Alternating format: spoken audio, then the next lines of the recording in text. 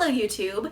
Today on the Naughty Librarian, I am doing the Stay at Home book tag. This tag was created by Princess of Paperback, who is an adorable human being that I love intensely, and she invented this book tag, and you know what, since we're still in quarantine, I figured, hey, why don't I do this tag, because I have been staying at home. Number 1, Laying in Bed, a book that you could or have read in one day. I've read a lot of books in one day, but the most recent one I read all in one day was An English Bride in Scotland by Lindsay Sands. This one is straight up book candy. It is Highland smut, medieval Highland smut, and there's a murder mystery, and it's just fun, and it's so like intensely readable. It's like junk food, it's like candy. You know, you can't just have one piece of candy, you just keep eating them until you're out of candy. It's the same thing with the book, you just kept reading it till you run out of book. It's intensely readable, it's funny, it's smutty, it's got like kilts, it's got a lot of things I like, and it was very intensely readable, and I just read it all in one day. Couldn't put it down. Number 2, Snacking, a guilty pleasure book. In general, I don't really believe in guilty pleasures because, you know, as Jenna Marble says, I'm a 33-year-old lady. I don't give a fuck what I'm reading in public. So I will read smutty books in public. I don't care. I'm a classy lady who likes to read her porn. Thank you very much. So I don't really have like a guilty pleasure read because I don't believe in guilty pleasures. But something I could put for this answer is basically ghost hunting shows. I've talked about it a lot, but it's something that I know is objectively bad. They're not good. They're very bad, but I like it anyway. It's like I really can't defend them. They're just bad. It's just watching adults be scared of the dark, and like any evidence they find, it's so flimsy at best. Like they're so bad. They're all the same and they're so bad, but yet I can't stop watching them because they're just like comforting for some reason. I don't know why. Maybe because every show is kind of the same, so it's just like vegetative state makes my brain go into, but it's something I know is objectively bad that I still enjoy. So ghost hunting shows, basically. Number 3, Netflix, a series you want to start. A series I have been desperate to start for some time now is the Avabad series. Starts off with City of Brass by S.A. Chakraborty, and yeah, I've been dying for this series. It's like old-timey Cairo, and there's like gin and adventure and probably sweeping romance, and the cover is absolutely gorgeous, and I've been dying to start this series, and since I have the time, I am reading this in May. This was on my May TBR list, so I'm really excited. It's a series I want to start, and you know what? I'm actually starting it, so good for me. Getting stuff done. City of Brass. Number 4, Deep Clean, a book that's been on your TBR list forever. I went with Name of the Wind by Patrick Rothfuss. So many of my friends have read this and absolutely adore it. I have not met a single person who has hated it, and I bought a copy. I went that far in life to buy my own copy of it. I got it at a library book sale for like $1, so I'm already like ahead of the game here, but I still haven't read it. I don't know why, it just kind of scares me because it's such like an epic fantasy that I'm like scared of it a little bit. I don't know why, it's like right up my alley, but I think I am gonna read this. I have been told this book happens kind of like in the fall, so I was thinking maybe it'll be a good fall read, you know what I mean? Like it'll go with like cider. I feel like they're gonna drink mead and cider in this. I don't know. I'm just feeling fall vibes. So I'm hoping maybe in the fall, like this will finally get off my TBR and onto my red shelf. Hopefully. Fingers crossed.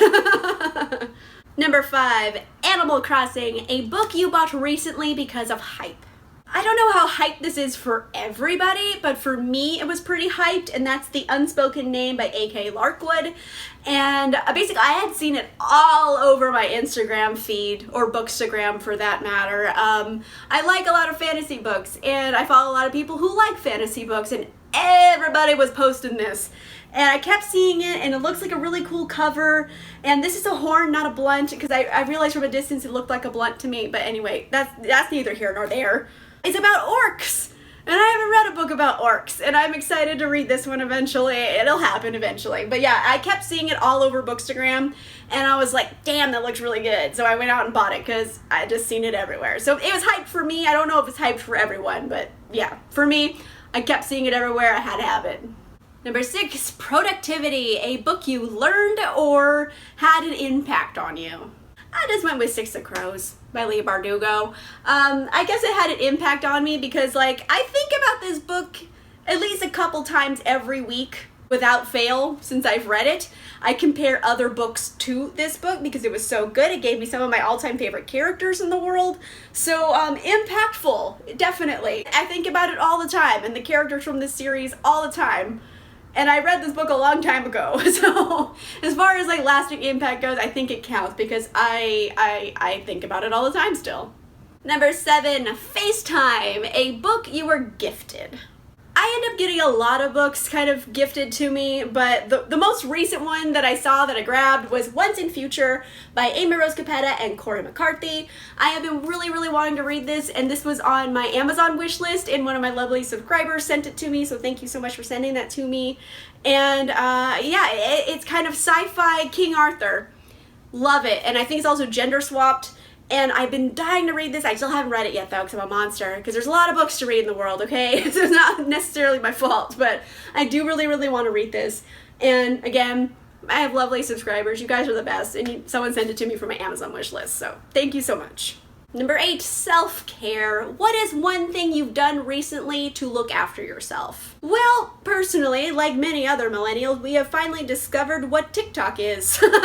So I have spent like hours a day on TikTok.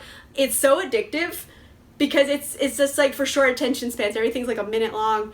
But there's so many cool people on TikTok who make recipes, so I've been trying a lot of different recipes that basically are made palatable because it's in 60 seconds. Like, it's easy to like figure out what to do. And so yeah, I've been trying a lot of TikTok recipes, and with varying degrees of success. I think most of them have turned out pretty good. Some not so good, but I think that might be chef error, so I can't blame them. But yeah, so I've discovered TikTok and the recipes thereon. 9 is a bonus question, and that is to name a book that is coming out soon. I decided to pick Real Men Knit by Kwana Jackson. I actually ended up getting the art from Berkeley. Thank you so much, Berkeley, for sending it to me. This is supposed to go on sale on May 19th, so right around the corner from now, and I am so pumped about it. It's a romance set in New York.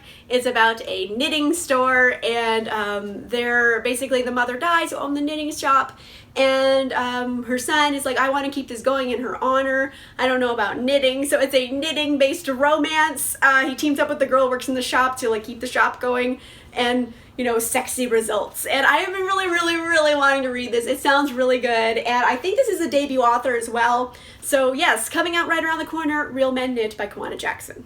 Alright, that is it for this tag. It's a little short, fun tag, but since we've all been staying home for almost 2 months now, I feel like it's worth doing. I have stayed at home for quite a while. I hope everyone out there is doing the best they can, and I wish everyone the best. This time has sucked. I know a lot of people are very insecure going forward about what's going to happen, and I think all of us are. So, you know, we all got to stick in this together. I hope everyone's doing okay. Let me know in the comments down below. Tell me how you're feeling, I guess. Let's just all like let it out.